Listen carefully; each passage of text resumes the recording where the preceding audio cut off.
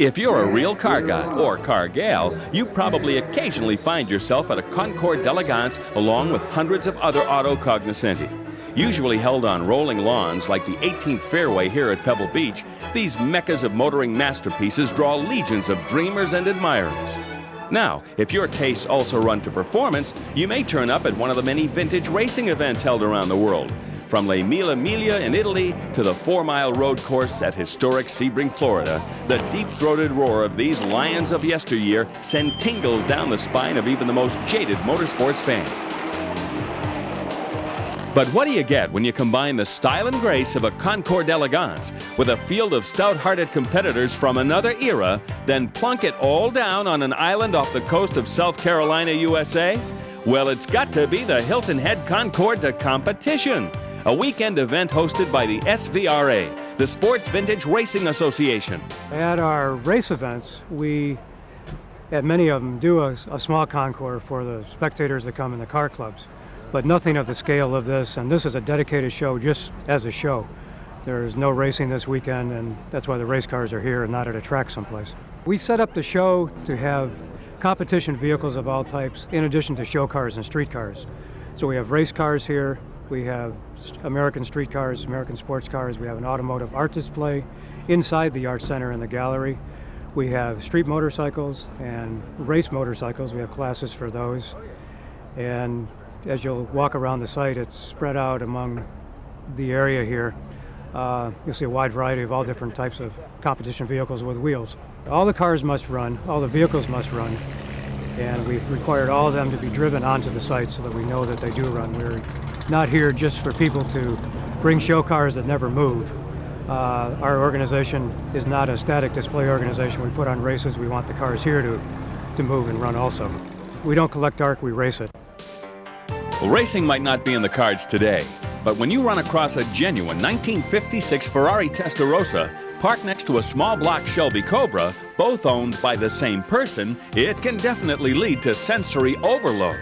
Originally, this car was fitted with a 2-liter 4-cylinder engine. That engine came out in the late 50s, and a Chevrolet engine was put in it to be competitive.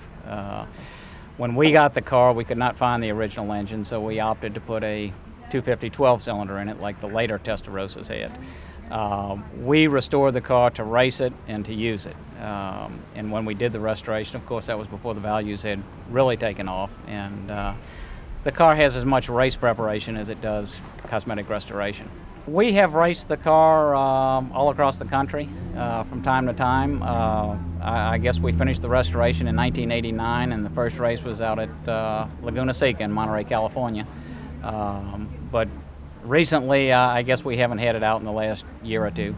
These cars were used for quite a few of the endurance races back in the 50s, and a large gas tank kept the cars out on the track and out of the pits, where you made, of course, better time.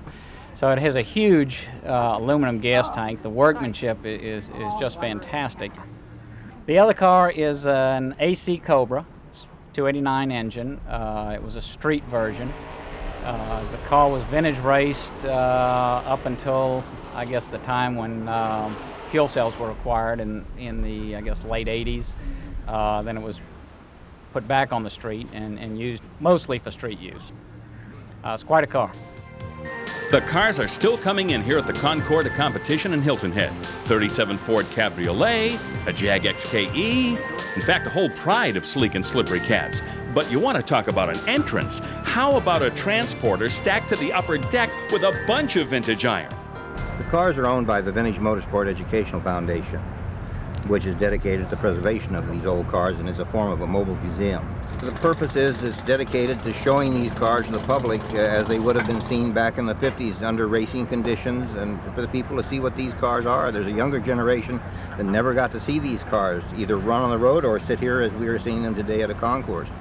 And rather than have them just shut in a building somewhere where someone has to come and visit, we take them out on the road 10 times a year, and people can come by and see and say, my father showed me one of those when I was little, and now I'm seeing the real one, that sort of thing. No Concours would be complete without some elegant trophies, and the SVRA Concours de Competition is no exception. Before we bid adieu to Hilton Head, here are a few award ceremony highlights. Best American sports car goes to John Baldwin's 289 Cobra that we drooled over earlier. Best competition car goes to the 1956 Lister Maserati that we also got a good look at with John Harden a few moments ago. And we still can't decide which we like better, how it looks or how it sounds. The Best of Show award goes to the absolutely magnificent 1958 BMW 507 Roadster owned by Mike Tilson and Howard Finkelman. Well, that's all from No, wait. Let's let Michael Anderson wrap this baby up. That's all from Hilton Head. See you next year.